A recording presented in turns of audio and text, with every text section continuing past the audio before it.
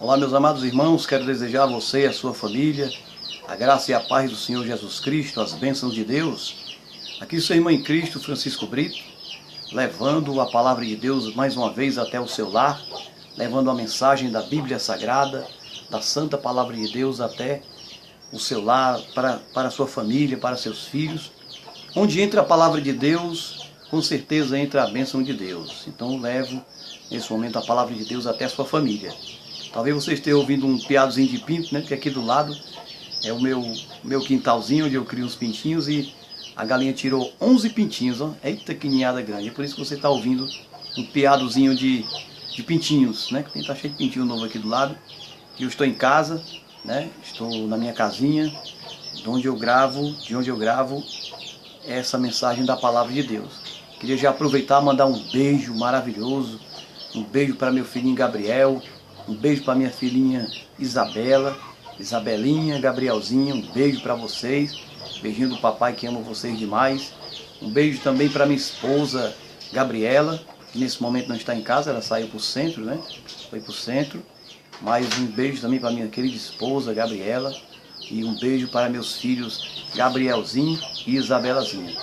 Criança tem um trabalhozinho, né? Criança é assim mesmo, mas criança é uma bênção de Deus, né? Criança é um presente de Deus que vem até nós. E meus filhos, meu filhinho Gabriel, minha filhinha Isabela, são bênçãos de Deus que Deus mandou para mim. Fico muito feliz, Deus tem alegrado minha vida através de meus filhos, né? Meu Gabrielzinho é uma bênção de Deus para mim, minha Isabelazinha também, minha filha, é uma bênção de Deus para mim. O Gabriel tem 6 aninhos, a Isabela tem 9 aninhos, né? Tanto o Gabriel como a Isabela completaram um ano. O Gabriel fez 6 anos nesse ano, né, 2018, e a Isabela fez 9 anos também nesse ano também, 2018, né? Ela tem 9, a Isabela tem 9 e o Gabriel tem 6. Mas meus filhos são uma bênção de Deus. É claro que toda criança brinca, às vezes acaba estressando os pais, mas meus filhos são uma bênção de Deus na minha vida. Glória a Deus. Então quero mandar um beijinho para você, Bielzinho. Beijinho para você, minha Isabelazinha, minha bebê. E um beijo para minha esposa Gabriela, aqui do seu esposo que lhe ama demais.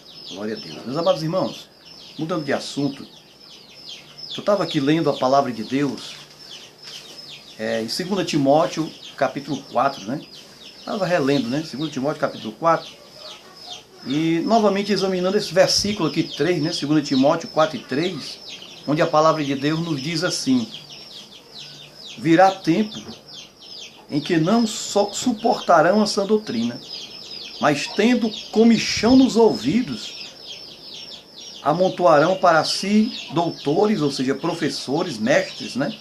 Conforme as suas próprias concupiscências, e desviarão os ouvidos da verdade, e voltando às fábulas.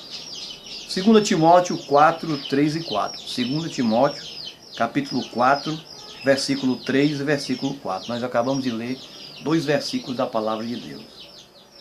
Aqui é uma profecia para os últimos tempos, né? Uma profecia da volta de Jesus. E a Bíblia diz que viria tempo em que não suportariam a sã doutrina, mas que teriam comichão nos ouvidos, né? Realmente nós vivemos essa época, né? Vivemos uma época em que as pessoas não suportam a sã doutrina, né? Existem pessoas que, se você pregar uma doutrina mais apurada, uma doutrina mais puxada, né? Mostrando o que realmente a Bíblia diz, a sã doutrina escrita na Bíblia, tem pessoa que às vezes muda de igreja e outra até se desvia, deixa até de ser crente, né? Se ouvir uma pregação mesmo dentro da doutrina, porque não...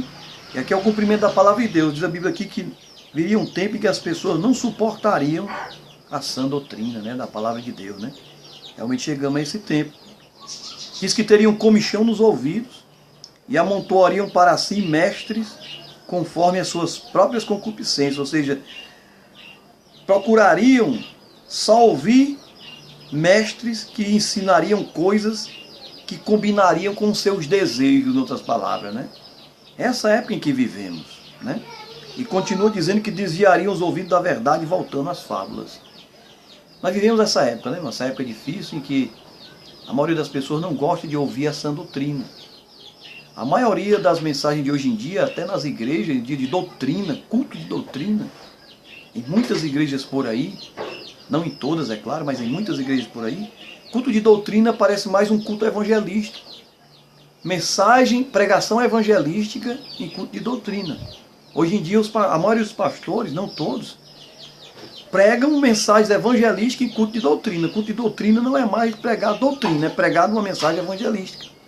Por quê? Porque se o pastor pregar uma mensagem mais apurada, mais pesada, mais dentro da palavra, mais dentro da doutrina, muita gente fica com raiva, muita gente não suporta essa doutrina, deixa de vir para a igreja, muda de igreja e muitos até se desviam. Então a pessoa tem que pregar ali uma mensagem, garapa de açúcar, aquela mensagem, massagem de ego, aquela mensagem ali para agradar, tendo todo o cuidado de não desagradar, porque se desagradar, muita gente ali vai mudar de igreja e outros vão deixar até de ser crente. É o cumprimento desta palavra que eu acabei de ler. Viria um tempo em que não suportariam essa doutrina, mas procurariam mestres segundo suas próprias concupiscências, desviariam os ouvidos da verdade. Esse tempo em que vivemos.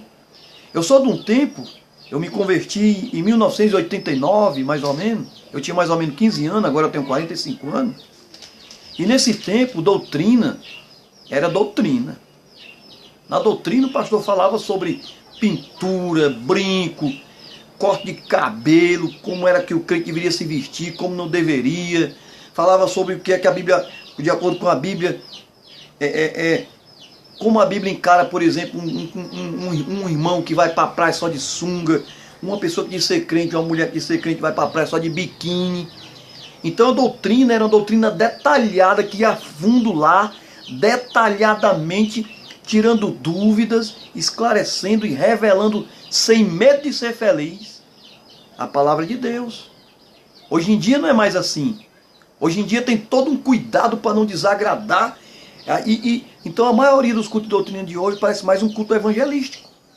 Os pastores pregam mensagem evangelística. Mensagens maravilhosas, mensagens cheias do poder de Deus, mensagens ungidas por Deus. Não estou desfazendo, não estou entrando nessa área, não estou criticando, mas mensagem evangelística. A maioria das igrejas não tem mais doutrina. Aquela doutrina que entra em detalhe, mostrando como deve ser a conduta do crente, como não deve, falando em detalhe, dando nome a cada situação, entrando detalhadamente, mostrando. Por quê? Porque muita gente tem perigo. Os pregadores de hoje também têm perigo de pregar a verdade de acordo com o que está na Bíblia.